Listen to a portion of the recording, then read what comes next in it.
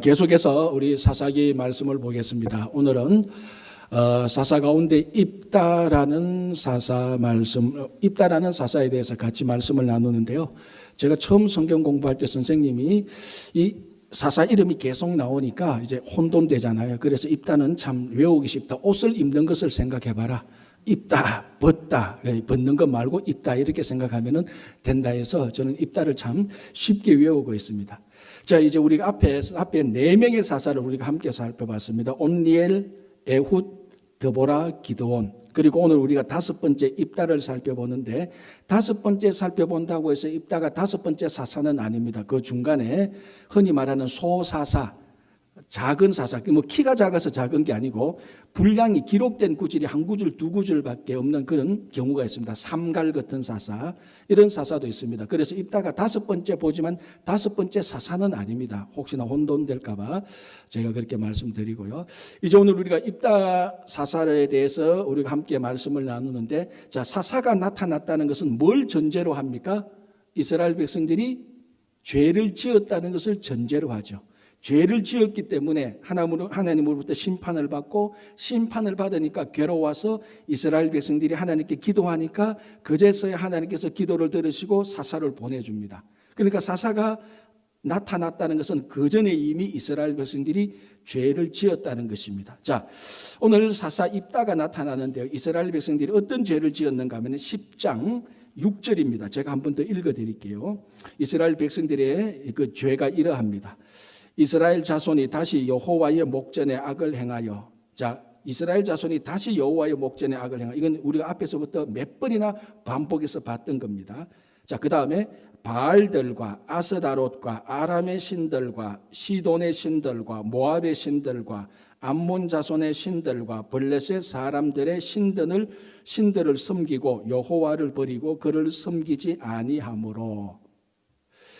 자, 입다가 나타나기 전에 이스라엘 백성들이 다시 또 여호와 목전에서 악을 행했는데, 그 전에 앞에 있었던 사사들이 나타나기 전에 이스라엘 백성들이 지었던 죄와 오늘 본문의 이스라엘 백성들이 지었던 죄의 한 가지 중요한 차이점인데, 그게 무엇인가 하면은 입다가 나타나기 전 이스라엘 백성들의 죄가 훨씬 더 깊어졌다는 겁니다.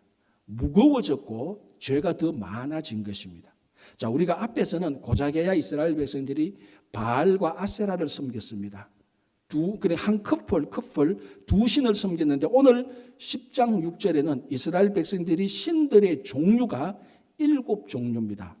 7종류지 7신이란 말 아닙니다. 훨씬 더 많죠. 아람의 신들, 한 신이 아닙니다. 여러 신들이 있습니다. 암몬 자손의 신들, 여러 신들이 있습니다. 이렇게 분류를 해보니까 7종류의 신들을 섬겼습니다. 무지하게 우상을 섬겼다는 거죠. 어마어마하게 우상을 섬긴 것입니다. 자, 여기서 7이라는 숫자의 의미 우리가 잘 알지 않습니까? 굉장히 많은 수, 완전수. 그러니까 지금 이스라엘 백성들이 어마어마하게 많은 신들을 섬겼다는 겁니다. 그래서 하나님께서 굉장히 화가 났습니다. 하나님도 어마어마하게 화가 났죠. 그래서 이스라엘 백성들을 심판하는데 암몬과 블레셋 자손들, 이 두 사람은 굉장히, 이 두 족속은 굉장히 잔인한 족속들입니다. 다른 족속들보다. 그래서 이 두 족속을 통하여서 이스라엘 백성들을 괴롭히는데 18해, 18년 동안 이스라엘 백성들이 고통 중에 빠지게 하는 것입니다. 자, 그런데 오늘 이제 본문을 보면은 이스라엘 백성들이 이렇게 고통에 빠지게 될 때 하나님께서 이렇게 말씀을 하십니다. 10장 11절, 12절, 13절 보겠습니다. 하나님께서 얼마나 화가 나셨는가 이렇게 말합니다.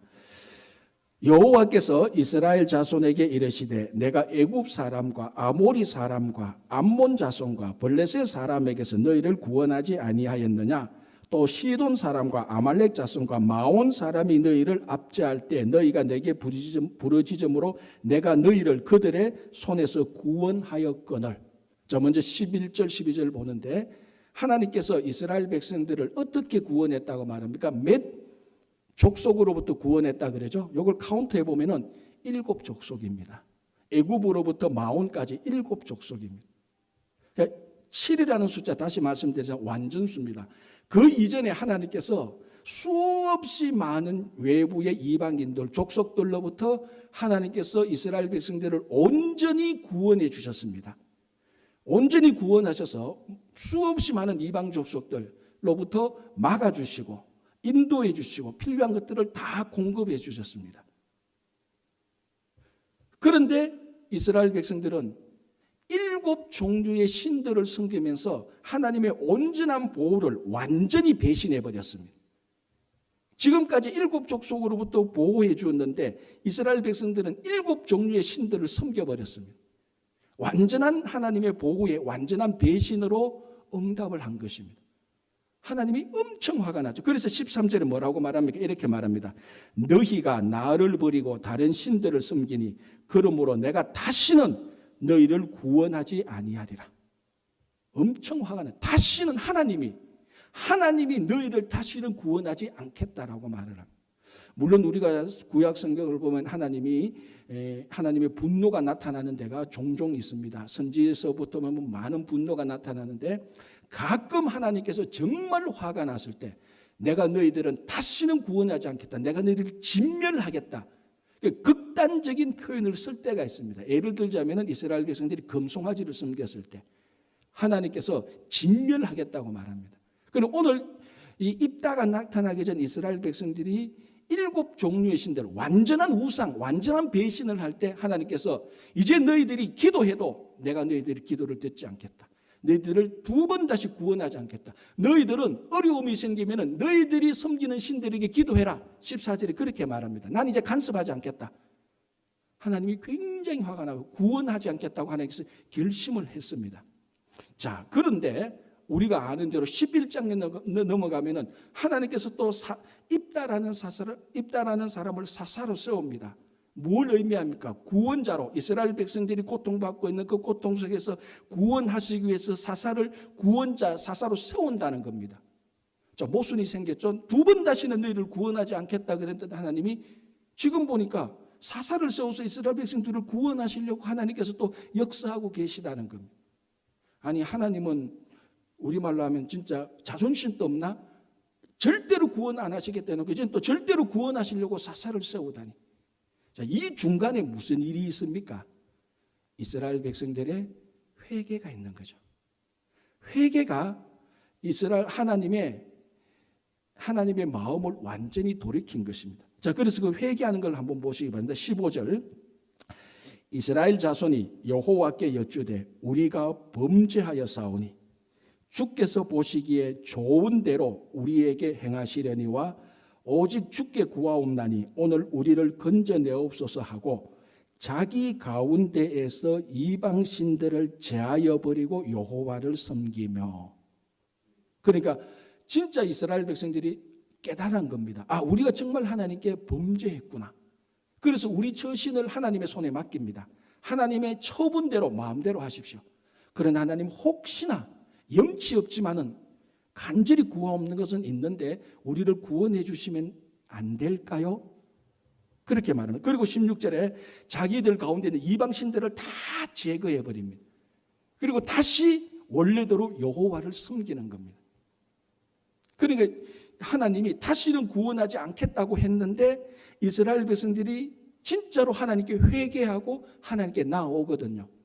그래서 어떻게 됩니까? 16절 중간에 여호와께서 이스라엘의 공고로 말미암아 마음에 근심하시니라. 저 마음에 근심한다는 것은 약간 해석된 번역입니다. 참 번역이 참 묘해요. 자, 하나님이 이스라엘 백성들 영원히 구원하지 않겠다 그랬습니다. 다시는 구원하지 않고 너희들이 섬기는 신에게 너희들이 기도하라. 그렇게 했는데 이스라엘 백성들이 우상에게 기도 안 하고 자기들이 범죄했다는 것을 깨닫고 하나님 앞에 와서 정말로 우상들을 다 제거해버리고 우리 처분을 하나님의 손에 맡깁니다. 우리가 범죄했습니다라고 회개하고 들어오는 겁니다. 하나님이 딜레마에 빠져버렸습니다. 물론 신이 딜레마에 빠졌다는 이 내용이 좀 안 맞지만은 정말 하나님이 어찌할 수 없이 딜레마에 빠져버렸습니다. 내가 다시는 구원하지 않겠다고 작정을 했는데 이스라엘 백성들이 완전히 회개하고 들어오거든요. 그래서 오늘 마지막 구절에 하나님의 마음에 근심이 되었다라고 번역을 하고 있는데 이 근심이 되었다는 히브리의 원래 단어의 뜻은요, 드러내다, 제거하다, 끄다라는 말이 있습니다. 그러니까 우리가 원래 단어대로 한번 보자고요.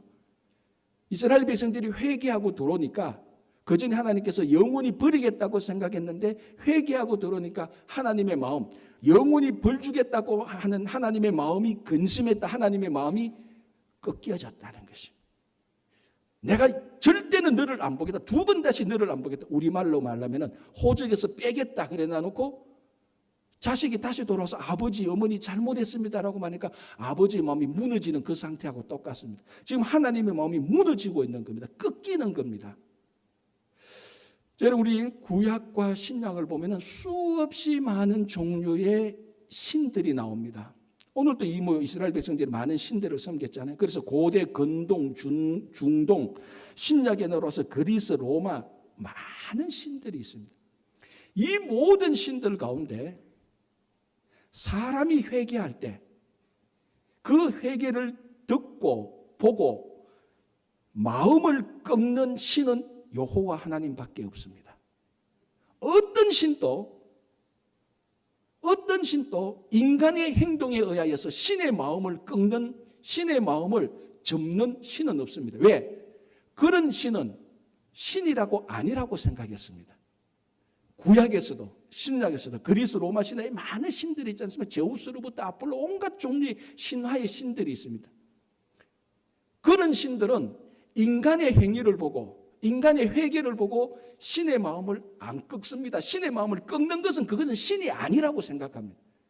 그런데 창조주 하나님만, 여호와 하나님만, 아무리 여호와 하나님께서 너희들을 영원히 구원하지 않겠다고 그렇게 마음을 단단히 먹어도 회개하고 들어오니까 하나님이 마음을 꺾어버리는 겁니다. 마음을 잘라. 무슨 마음? 벌 주겠다고 하는 마음, 구원하지 않겠다는 마음을 하나님께서 꺾는 겁니다. 이게 가장 위대한 신의 마음입니다. 자, 여러분, 우리 중세 시대 때 교회가 타락했을 때 마르틴 루터가 종교개혁을 시작했지 않습니까?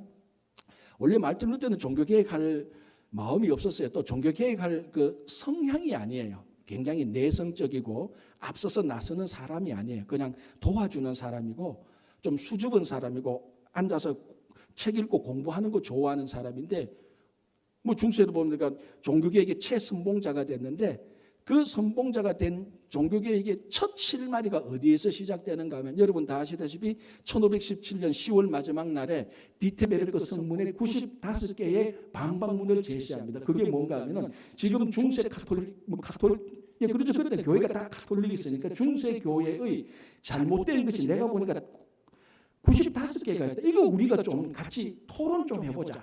그래서 라틴어로, 일반 백성들은 그 토론 못하니까 우리 교수들끼리 모여서 토론해보자고 라틴어로 95개의 경문을 썼는데, 거기 이제 한국말로 번역된 여러분 한번 읽어보십시오. 그 인터넷 구글 들어가서 치면은 다 나옵니다. 그 첫 번째가 뭔 줄 아십니까? 95개의 첫 번째 내용이 뭔 줄 아십니까? 제가 한국말로 됐는데 읽어드릴게요. 아주 간단한 겁니다.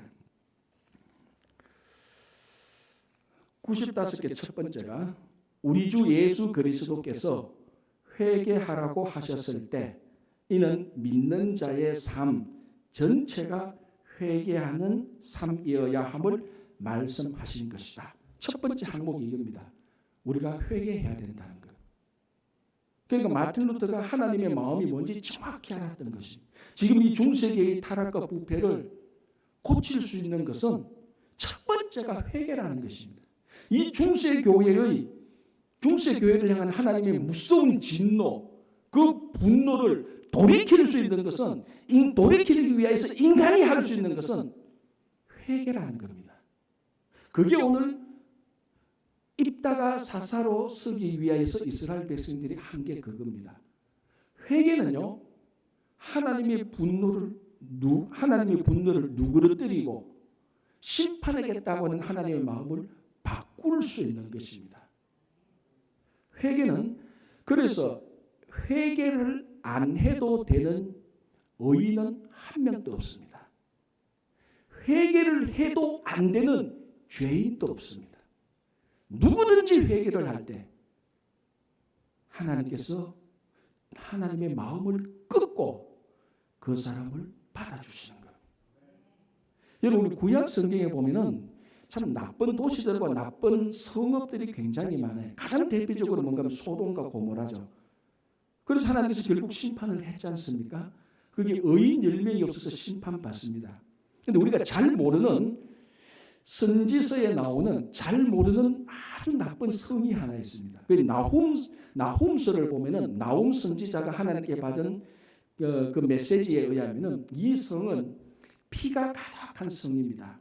피, 그리고 포악과 탈취가 가득하고 거짓이 가득하고 마술이 가득했고 음행이 가득했던 도시 성읍입니다. 스바냐 선지자는 이 성읍이 얼마나 교만했는가 하면은 나밖에 없다라고 그렇게 말을 했던 성읍이라는 겁니다. 이걸 우리말로 표현하자면 이 성읍, 이 도시는 얼마나 악했는가 하면은 살인, 폭력, 강간, 사기, 도둑, 마술, 요술, 우상, 그리고 음행, 이런 것들이 다 있는 겁니다. 소돔 고모라 뺨치는 도시예요. 그런데 이 도시는 당연히 하나님으로부터 심판을 받았는데 이 도시가 심판을 받지 않고 구원을 받습니다. 이 도시가 무슨 도시인 줄 압니까? 아수르의 수도 니느웨입니다. 니느웨. 요나에 나오는 니느웨하고 같죠. 그래서 하나님께서 요나 보고 니느웨로 가서 말씀을 전하라니까 요나가 하나님, 그 성읍은 하나님께서 심판해야 될 성이지 그 성을 구원할 성이 아닙니다. 나 그쪽으로 못 갑니다 하고 반대로 가다가 하나님한테 징계받고 다시 니느웨로 가서 한마디 툭 던지잖아요. 40일이 지나면 이 성읍이 망할 건데, 그런데 이 혼자 툭 던진 말이 옆에 사람이 듣고 가서 니느웨에, 그 아수르의 왕이 니느웨에 있는데 아수르의 수도니까 니느웨에 있는 아수르 왕이 그 얘기를 듣고 왕으로부터 귀족, 백성, 짐승까지도 다 회개했다라고 말을 합니다. 하나님께서 회개한 니느웨 도성을 회개를 들으시고 하나님께서, 그래서 요나서를 보면은 뜻을 돌이키사라는 말이 2번이나 3번 나옵니다. 하나님께서 뜻을 돌이킵니다. 니느웨를 심판해야 될, 소돔과 고모라처럼 심판할 뜻이 있었는데 회개하는 것을 보고 뜻을 돌이킵니다. 오늘 이 사사기에 나오는 것처럼 하나님이 마음을 꺾어버린 것입니다. 여러분, 이스라엘 백성이든 이방 백성이든 남자든 여자든 인종이 무엇이든 종족이 무엇이든 학력이 무엇이든지 상관없이 하나님께 진심으로 나오는 자를 하나님께서는 그 회개를 보고 하나님께서 스스로 마음을 꺾어서 우리를 받아주시는 것이죠. 여기서부터 신앙 출발하는 것이죠. 가끔 우리 성도들을 만나면 의외로 가끔 굉장히 여전히 죄의식과 두려움에 패배의식에 빠진 사람들이 있습니다. 이제 이런 일들로 인해서 우울증과 정신병으로 계속 이제 번지기 시작하는 것이죠.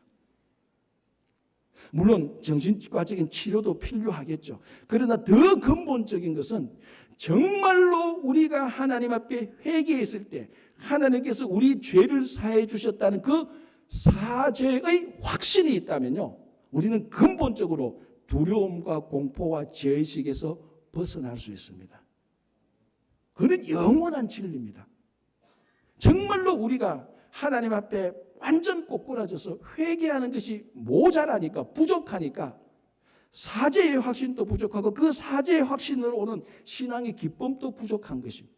그래서 약간만 일이 생기면은 불안하고 두렵고 걱정이고 약간만 잘못하면 죄의식에 빠져가지고 허우적거립니다. 그래서 오늘 우리가 이 본문을 보면서 7 종류의 신들을 섬겼던 이스라엘 백성들조차도 피와 살인과 폭력이 가득했던, 마술과 음행이 가득했던 그 도시조차도 하나님 앞에 회개할 때 하나님이 마음을 꺾었습니다. 이 가운데 있는 어느 누구도 하나님 앞에 회개할 때 하나님께서 마음을 꺾지 않으실 분들은 아무도 없습니다. 지난 한 주간 지나온 삶 속에 머리털 것만한 죄라도 생각이 나면 회개하면 하나님께서 기쁨으로 받아주십니다. 우리가 지금 코로나 팬데믹 시대에 살고 있지 않습니까? 여기에 대해서 아직까지도 여러 학자들, 연구자들이, 신학자들도 진단하고 설명합니다. 이게 하나님의 심판이냐, 경고냐, 인간의 잘못이냐, 온갖 종류의 진단과 설명이 나옵니다. 무슨 말을 하더라도 이 코로나 팬데믹 앞에서는 우리 인류는 하나님 앞에 회개를 반드시 해야 됩니다. 그건 우리가 하나님 앞에 회개할 때 진짜로 하나님께서 뜻을 돌이키기 시작하는 것이. 인류가 회개해야 되고 우리 한 사람 한 사람이 하나님 앞에 회개할 때 하나님께서 진노의 손을 거두시고 하나님의 분노의 마음을 꺾기 시작하는 것입니다. 거기에 구원이 있고 거기에 우리 삶의 새로운 시작이 있는 것입니다. 그래서 하나님께서 입다를 세우지 않습니까? 오늘 입다에 대해서 인물이 이렇게 말합니다. 11장 1절 2절 제가 읽어드릴게요. 길르앗 사람 입다는 큰 용사였으니 기생이 길르앗에게서 낳은 아들이었고 길르앗의 아내도 그의 아들들을 낳았더라. 그 아내의 아들들이 자라매 입다를 쫓아내며 그에게 이르되 너는 다른 여인의 자식이니 우리 아버지의 집에서 기업을 잊지 못한지라 한지라. 3절 앞부분. 이에 입다가 그의 형제들을 피하여 돕 땅에 거주하며 잡류가 그에게로 모여와서 그와 함께 출입하였더라. 자, 이제 하나님께서 드디어 이스라엘 백성들의 회개를 들으시고 구원하시기 위해서 입다를 세웁니다. 그런데 오늘 11장부터는 우리가 그 앞에 사사들은 하나님께서 불러서 하나님의 관점에서 사사를 부르는 것을 보았는데 입다는 사람의 관점에서 밑에서부터 입다가 사사로 세워지는 것을 기록하고 있습니다. 그래서 입다에 대해서 잘 설명하고 있는데 입다는 한마디로 말하면 입다는 사생합니다. 아버지가 길르앗인데 아버지가 창기와의 관계에서 입다를 놓고 애를 버려버립니다. 그러니까 입다의 어머니는 오늘 본문인 기생이라고 말했는데 실제로 정확한 직업은 창기입니다.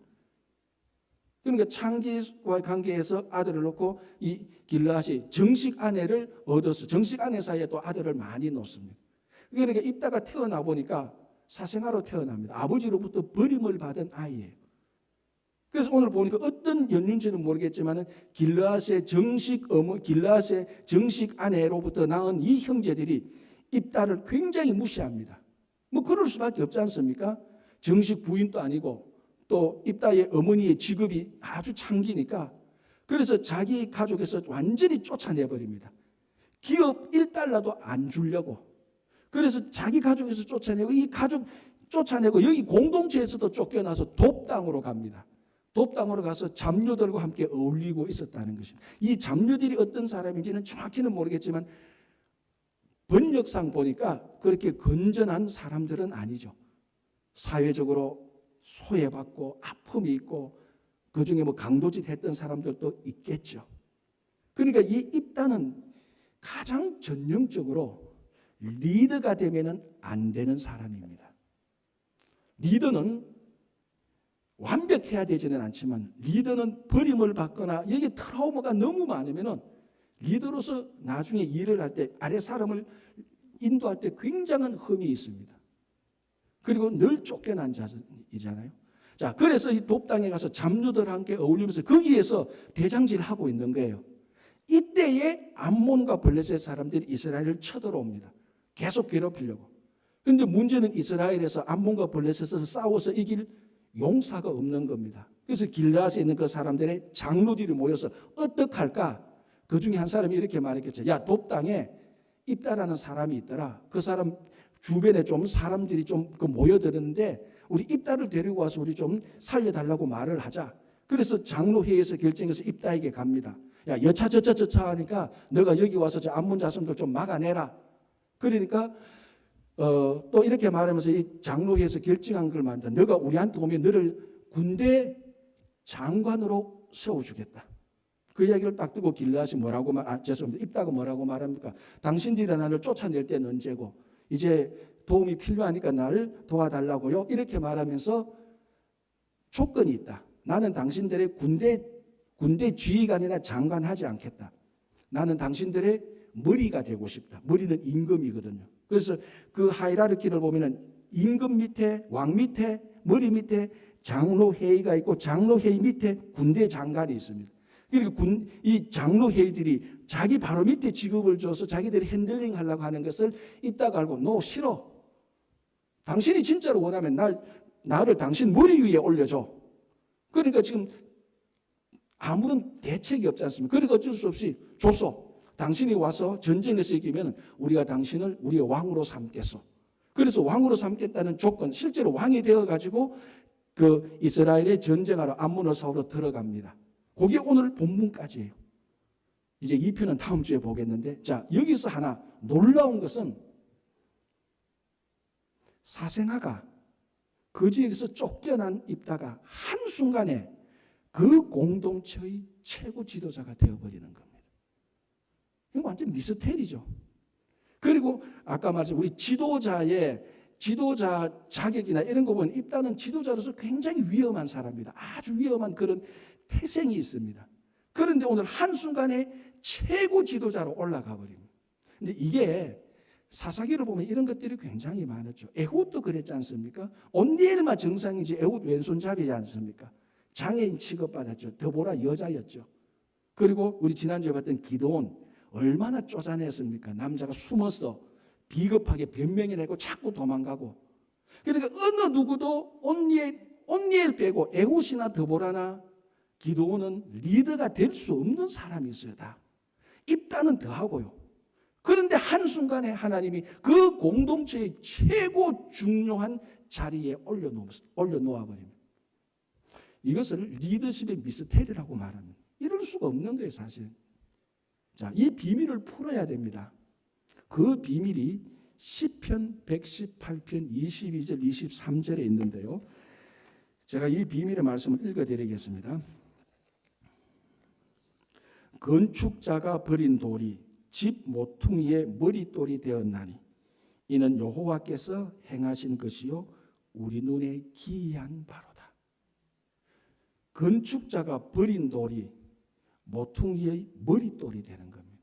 버린 돌이 머릿돌이 돼요. 정확히 입다에게 맞는 말이죠. 입다는요, 삼중의 버림을 겪은 사람입니다. 태어날 때 사생아로 태어났기 때문에 아버지에게 버림받은 사람입니다.